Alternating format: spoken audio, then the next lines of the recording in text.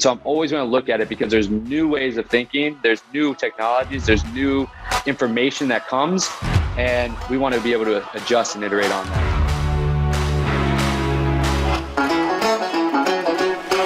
My name is Matt Reiner, managing partner at Capital Investment Advisors, CEO of Wellness Strategies, an author, podcast host, and also a speaker to the wealth management community. My mission is to help every family in this country have access and be served by a human financial advisor.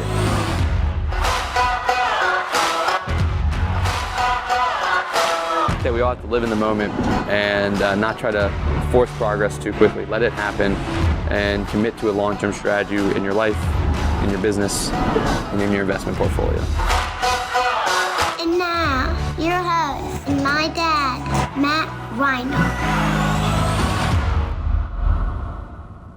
Todd Pisarczyk, welcome to the Future Proof Advisor podcast. How are you, my friend? I am great. Thanks for having me. I'm really excited to be here. Yeah, man, this is going to be great. I am stoked to have you.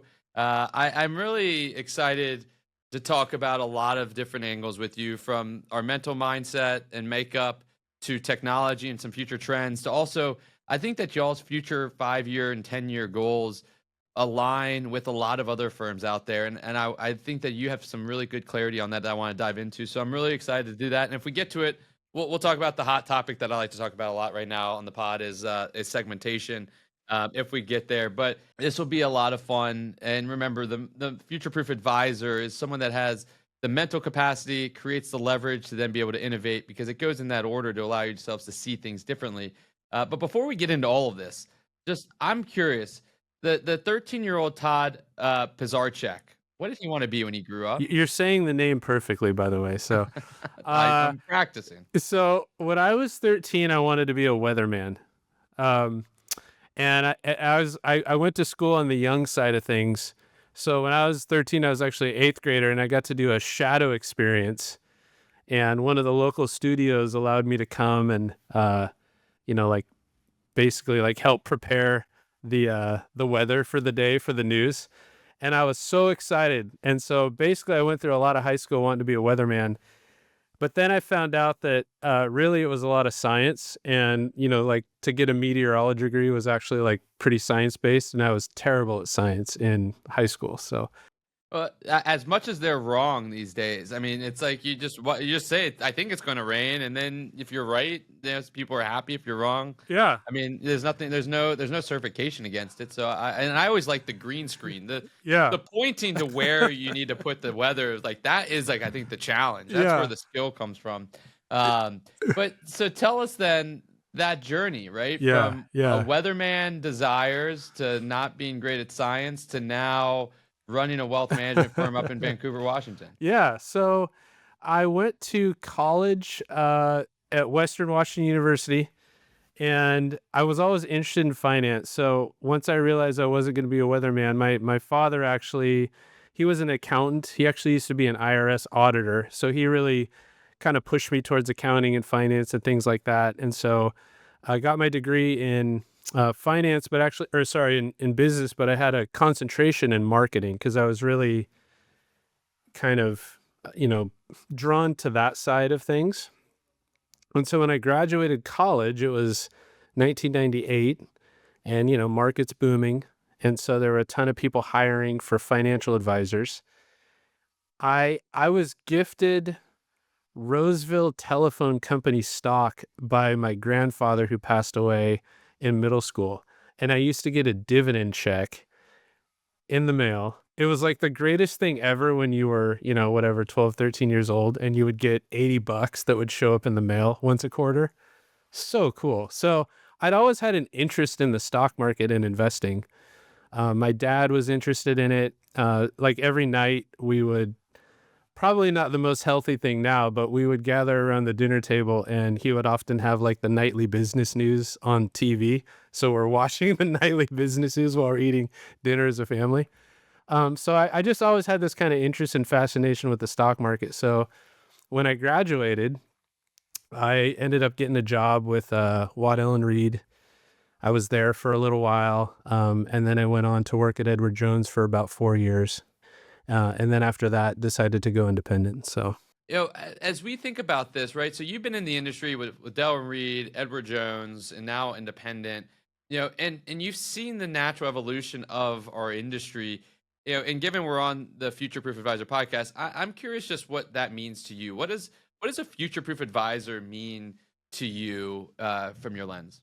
I love how you asked that question, Matt, because I've thought about this a lot, especially since, we're talking a lot about AI these days. And one of the other podcasts I listen to quite a bit is the Prof G Pod that Scott Galloway does. And he always says that it's not AI that's going to take your job, but somebody that knows how to use AI is who's going to take your job. And I think about the just evolution of technology I've seen from the day I started. When I was at Waddell and Reed, we had, I think, 6 or 8 advisors in our office. We had one computer that we all shared. And if a client called and wanted to know their account balance, like, we had to call the home office and then call them back. Like, it's just funny. Like, and so when I think about, like, going through the internet, and like when the internet came out and people all of a sudden could open up accounts online, like, okay, that was going to end our business, right? And then the robo-advisor thing, and and it's like, I just think it's firms that really just haven't grasped technology and learned how to use it for their clients that have struggled. But really, if we look at every one of those things, people that have been able to grasp the technology and use it to better themselves have, all these things have helped us become better. So I think being future-proof is just a matter of, like, not being scared of technology and using it to our advantage. And I really think, again, the topic of the day of AI, I mean, I just think this is another thing that's just going to help us be better and be able to serve clients better and do a much better job for them. So I tend to see, and I'm curious of your perspective of this, I tend to see that there's, like, if I were just to be very simplistic in this, that there's two kind of parties of thought here. You have one party of thought that thinks like you, that says, hey, I'm going to lean into this. This is the future. This is how I'm going to get there. Then there's this other party, party of thought that says, well, we haven't, who we are and what we do is not replicable by technology. And I've been able to do well for 20 years without really evolving necessarily the ways that I need to. So, all this new stuff and, headlines and AI and all this stuff is, like, irrelevant to me. How do you see something like that? And I'm curious, like, what do you believe needs to be the focus from a mindset standpoint, the mindset shift to move from the thought party of saying that I don't need to worry about AI to the thought party of saying I can leverage AI to elevate what I'm doing, not to replace or to disseminate or diminish what I'm doing? yeah, I am absolutely in the camp of we have to use it to be better. I think that we have this huge opportunity to use this technology to be even better at what we do, more efficient. I think about one example I think often is just think of, like, the trading software we all have now. When I first went independent, the way that we would rebalance client accounts is we would print off every single client, and we had this manual, like, portfolio center report from Schwab. And I would allocate a certain percentage of my day every day to look through each piece of paper, and I would write down, I would, like, do the math manually, hand it to our trader. I would try to get through like 20 of them a day.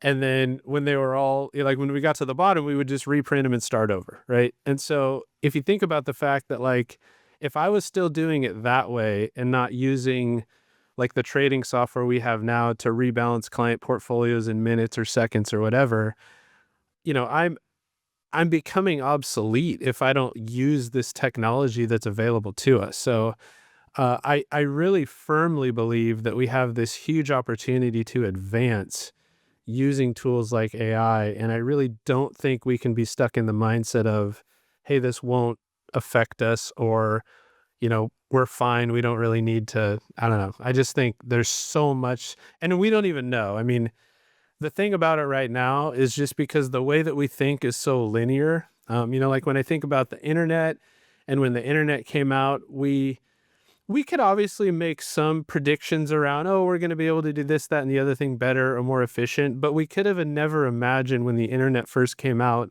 that something like Uber was going to be invented because of the internet, right? And it's the same thing with AI. And again, AI is the thing now, but it's really just technology in general, and constantly being willing to evolve. I think that the example that you talked about with regards to how you rebalanced, right? I think about, even just the innovation that's happened where we used to be trading in fractions, now it's in cents and pennies and stuff of that nature. Where when my dad started our firm, he had to call Schwab to get balances and everything of that nature, right? Trading costs were so high. So we've actually evolved. We've evolved, whether you believe it or not. We are changed. And to your point, like, I'm not going to go back and do the old way, like call Schwab on my balances. I'm going to use my portfolio management system, which then leads me to the next question, though, that builds into it. And this is really diving into like the mindset and how to think about change, because change is so challenging. And I love your point about linear thinking. We all think linearly, that what is going on now will continue to be in 3-5 years. We don't have the ability to understand an exponential growth. And it's not like we're wrong or bad. It's just the way that it is. But when it comes to these types of changes, especially with like AI and how to adopt AI and use AI, in your opinion, is it up to the advisor to figure it out and to test it out and to play with it and to find ways of using it and to learn about it? Or is it the advisor's job to wait for others to tell them about it and to do it, like get it invented it into Schwab or whatnot, right? Which path is the right way in your mind? I think that as the leader of our firm, it's really up to me to try to figure it out. I try to use like ChatGPT, for example, every day. I try to use it for, like, if I'm trying to do a task, I'll use it just to see what it does. And oftentimes I end up not using what it comes up with, and I just use what I came up with. But I'm just still trying to figure it out and figure out how to use it. I really think I've kind of taken it on in our firm, is to say, okay, I need to really figure this out and see where it's going. Now, that said, like, there's obviously people who are professionals in this area. And so I do think like outsourcing to other firms or other people that have really become experts in how to use AI in our industry. We are looking at hiring and outsourcing some people to help us come up with some processes around that. But I think just kind of that leadership around what items do we want to use it for? Like, do we want to use AI to create and help us run processes in our firm? That's my decision. And then once we decide we want to go down that road, then yeah, I might need to hire some professionals to kind of help us set that up. Mm. Well, I think there's two things that you touch on there, and I want to help understand how you've gotten to this mindset, because I think it's a really innovative and forward-thinking mindset as well. But the two things is that, one, I think that you touch on something that a lot of people forget, that the power of AI is empowered by the expertise and the insights that we have. Even the guidance that we can direct it, and the expertise that we have from a financial planning and financial markets and everything of that nature is the input that makes the output even more powerful. The input is without expertise, it's just kind of bland, and you don't necessarily know what's good, what's not. You don't know how to direct it and lead it. I see AI as like and as agents become more and more there's more proliferation around agents, is that AI is just another team member. You'd have to do the same thing with like a young individual on your team. Like, you have to train them, you have to help them, but the speed of training is quicker. The other is that, and I'm actually writing a blog on this right now, is like you're taking an approach of a forward-thinking leader. You're leading by doing, which is, you can't just go to the team and say do it without you doing it, because they don't have the safety. But if you start showing that you're doing it, then it's going to start to give them this like safety net and inspiring. They're like, hey, my leader is telling me that he's tweaking things and trying new things. Like, that is like a good thing. I can do that as well. And it creates that, as opposed to just telling them and then expecting them to come back to a solution. So I think that's good. But the question I have is, how did you get to this mindset? I mean, I think that a lot of people would just say, I'm just going to wait until, Salesforce or, Black Diamond or Orion come out with their AI tools, and then I'll just use whatever they have and it'll be cool and fun. But I don't need to go explore OpenAI or Chat or Claude or Perplexity or any of these things. Like, how did you come to this mindset? Like, how did you have? Where did this come from? I one of the things that's been most helpful for me actually is the growth of the podcast space, because for whatever reason I've just never been one that has read a lot of books. So I don't know if it's my personality. I've always had a hard time sitting there reading books. So now that we have all these great podcasts to listen to, I've been a listener of your podcast forever. Um, I feel like that has allowed me to really just keep up with what's going on, not only in our industry, but other industries. And I pay a lot of attention to the technology industry and where things are going around that. And I consume a lot of content from just other industries like technology, health, all that kind of stuff. And, I think that's what hit me, is just hearing how businesses outside of our industry are using it. And I think I can't speak to one event that happened, Matt, that made me just, shift my thinking. But, it's just kind of this constant drip of, hey, hearing about how technology firms are using AI. Um, I've just heard of some really amazing use cases for it outside of our industry. And that got me thinking, like, okay, I, I want to be ahead of this. You saw these trends, which I think that is a sign of a future-proof advisor, is looking at trends outside, because this is the exact reason it drives then decisions inside the industry. But when you saw those, you could have just said, "Hey, this isn't going to impact us." But you made a clear and distinct decision of saying, "Yes, this will impact us." You chose to be part of the future as opposed to part of the status quo. I what was that driven out of? Is that driven out of fear? Is that driven out of like opportunity? What's that driven out of in your mind? As you were asking about my childhood, that's the first thought that came into my mind, is I think a lot of it has been driven out of fear, frankly. If I'm being honest, is I've used this example all the time, is if I think about, back to that example I used of how we used to do trading. I have said all the time that if it weren't for, just even before AI, if it weren't for the technology that we have today around just the stuff that probably all of us are using, just the basic trading platforms and CRMs and everything else, we have 7 people at our firm, soon to be 8.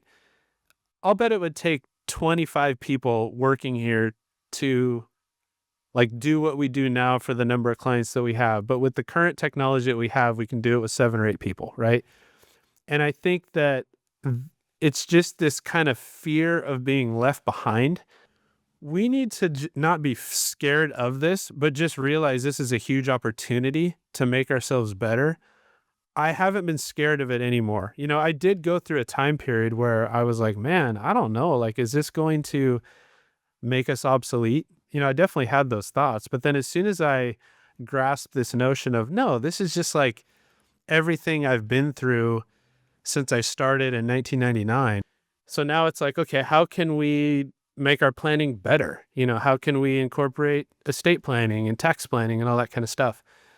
So I've never been scared to do that and just really try to figure out, like, how can we use what's available to do more for our clients? And I think that when I adopted that mindset, it allowed me to stop being scared of this AI thing and just realize, no, like, this is just like everything else. It's just going to allow us to do more and be way better for people.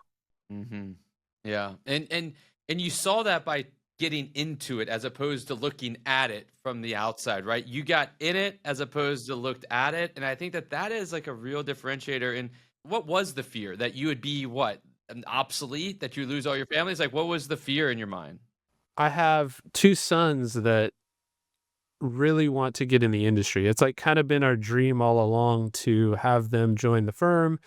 My dream since they were little was for them to maybe want to get into the business. I just have always felt this drive to create this legacy and a business that will go on. I see these businesses that operate in our community that have been around forever. It's like, now it's like the third or fourth generation running these businesses. And I've always just thought that's so cool. And it's like, I have an opportunity to kind of create something that can go on in my family for generations. But I was struggling because I'm like, okay, I'm, my oldest son is graduating here in just a few weeks, actually, and he's going to start working here. And it's like everything that we've been planning on, it's finally about to come to fruition. But at the same time, I was like, again, it's like, oh, but man, we're just about to reach this dream. But at the same time, I have this fear around, I don't even know what the business is going to look like for them.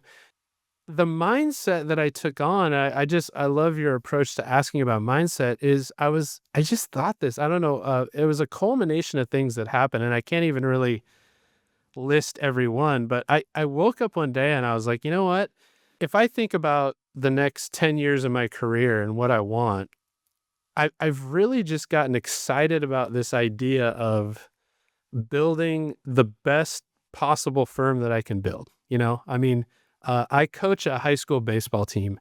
It just happens every year. As soon as baseball season starts for me, for whatever reason, markets get volatile. Like everything's fine and everything's calm, and then it's the first day of practice and something crazy happens in the market, and it's like all of a sudden I'm trying to balance baseball and markets and everything else. But I think about our baseball team. I'm like, what's fun about being a part of a baseball team and coaching a team is like, our team's trying to win state, right? And whether or not we have a chance, we get together every year in the spring and it's like, we're going to win state, you know? Uh, that's the goal. And, we've done well. We've made it to state several times. We've come close. So we have guys in our program that have been close enough to taste it, right? But what's fun about showing up for practice every day and grinding it out is when you have a group of people that are trying to reach the same goal. And, in baseball, it's really easy. It's like, hey, if winning state is truly our goal, what we have to do is it's easy. It's like, well, it's not easy to do. Knowing the formula is easy. It's like, you got to show up and lift weights.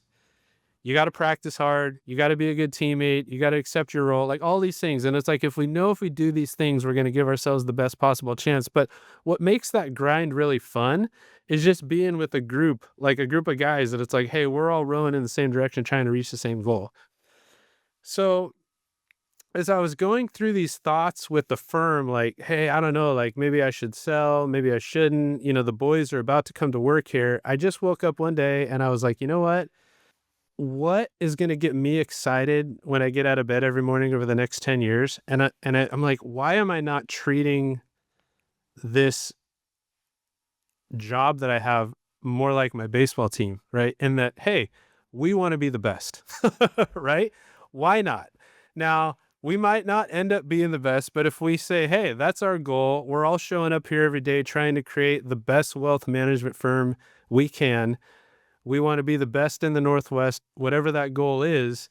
It just makes it fun, and it gives me energy when I get out of bed every day. It also makes decisions really easy because it's like, hey, if our goal is to be the best firm we can be, it's pretty clear what we need to do, and the other thing is that the side effect is our clients are going to have an amazing experience because in order to create the best firm we can create, it's all about how can we do the very best job we can for clients.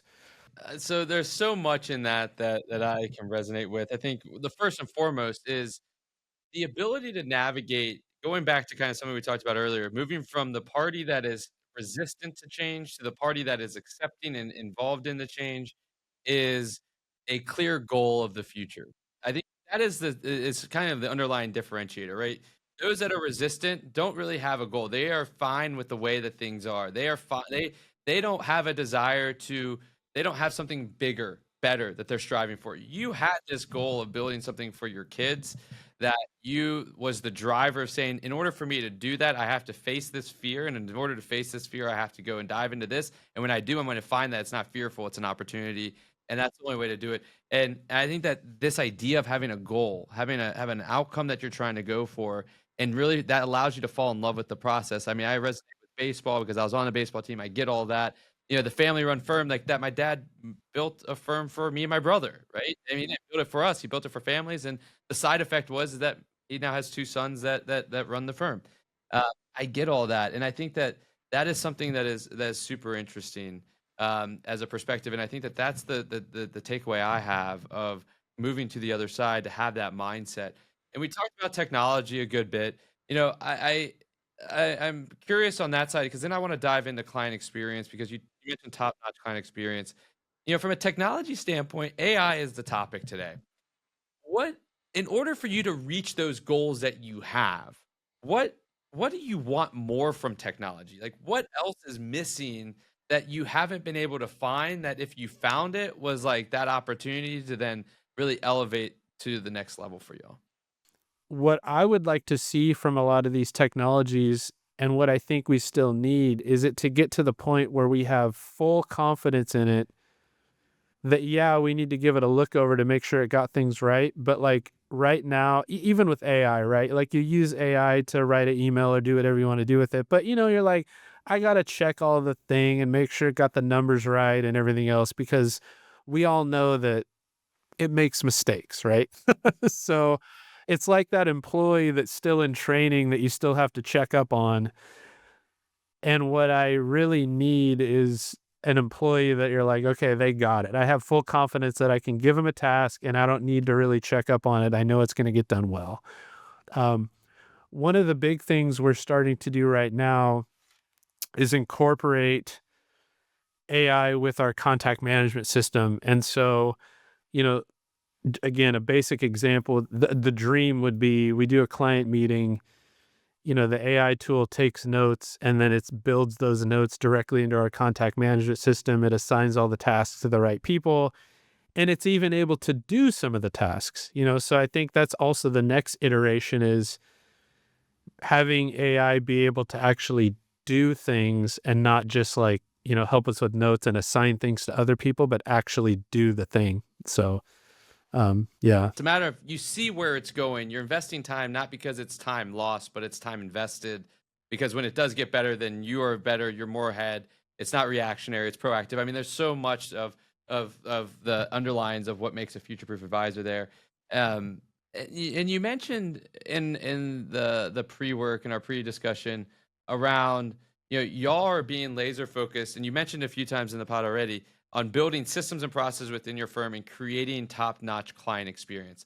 Everybody talks about client experience. Everybody talks about top-notch client experience and CX and all this type of stuff. What does top-notch client experience mean to y'all? What does that look like and feel like to the end client? One of the things that changed my thinking on this was I read the book Unreasonable Hospitality. Unbelievable book. You read a book. You say you don't read books. You just read books. Look you, at that. You caught me, Matt. I always say that when it's a book, but I listen to it.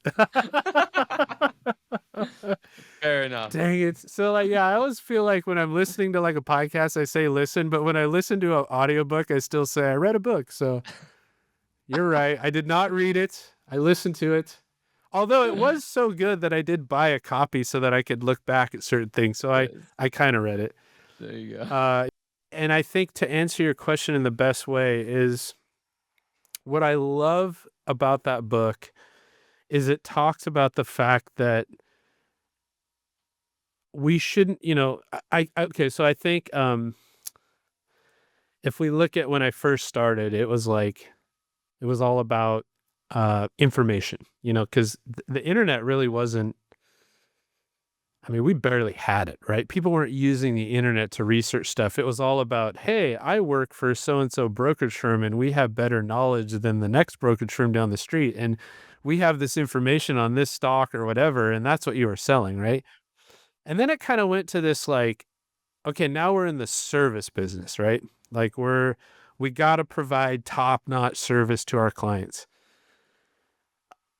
Well, now, like, that's table stakes, right? Like, if you're not providing good client service, if you're not getting right back to people, if you're not making it easy for them to communicate, all that kind of stuff, like, so I think the next iteration, which I loved about that book, is I think of it like we're in the experience business now, right? Like, not only is it our job to create a good service model for our clients, but we need to create a good experience for our clients.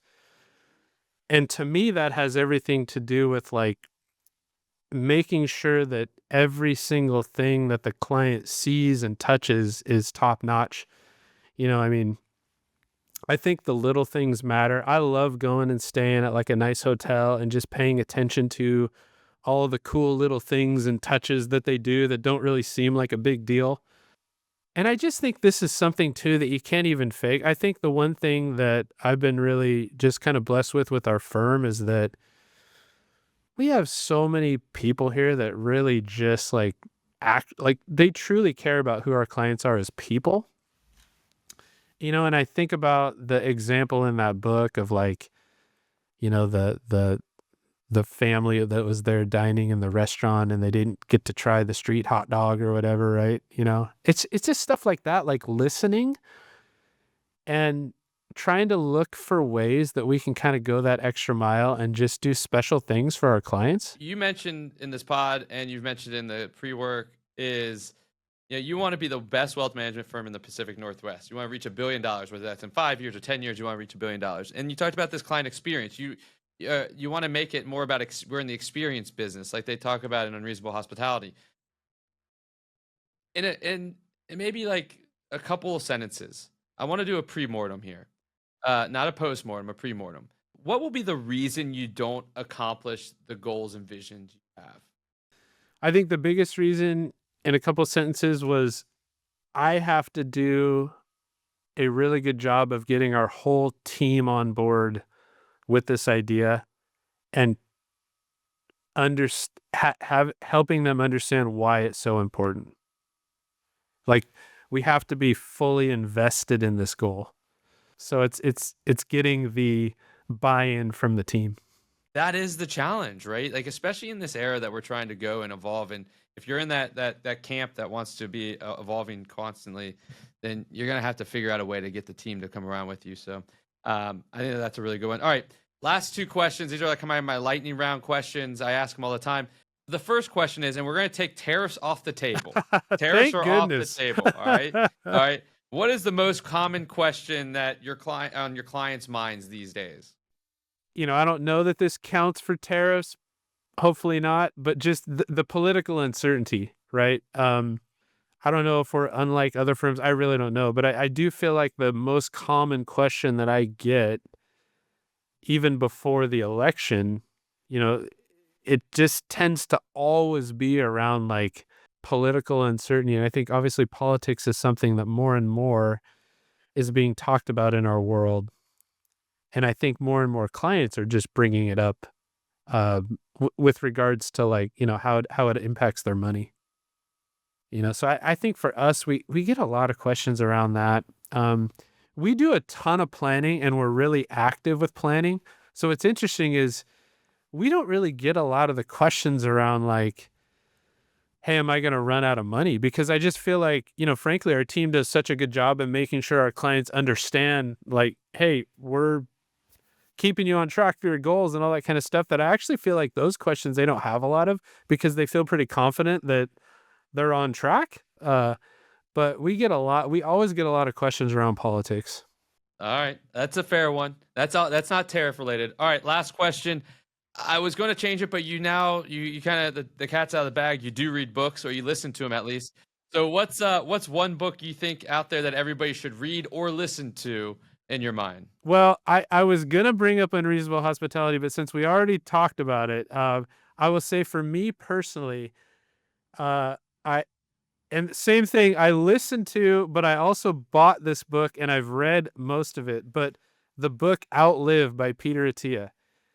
Not in our industry, but I just think that for me, I've kind of had a personal journey of, as I get older here to just realize like, I need to kind of do the things I need to do to get healthy. And I just think that part of our job as advisors is to show up the best we can every day for our clients.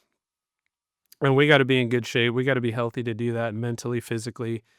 And again, as I've gotten older, I really do think that that has made me a better advisor and just given me more energy to show up and be here for my clients. Outlive is the one that I have on my list as well. It's a great book. Everybody should read it. Todd Pisarczyk, man, we could talk for hours. We could turn this into a Tim Ferriss podcast. I love talking with you. I think you've got the future-proof mindset, man, and I just inspired. I can't wait to continue to follow you. For those that want to continue to follow what you're doing, what's the best way for them just to kind of keep in touch and stay up with what y'all are doing over there? Yeah, I'd say my LinkedIn page. Yeah, that's primarily where I am, and I just really appreciate what you're doing for the advisor community, Matt. Like I said, I've listened to your podcast for a really long time. It's been really helpful for me. You have a ton of great guests, so thanks for what you're doing to just help expand and grow the knowledge base in our industry. Awesome, man. Well, I appreciate that so much. Todd Pisarczyk, man, thank you, and stay well, be well, and keep on exploring, my friend. I will, and when I get out to Atlanta someday, you got to take me golfing. Let's do it. Yes, see you, bud. Appreciate it. All right, thank you, Matt.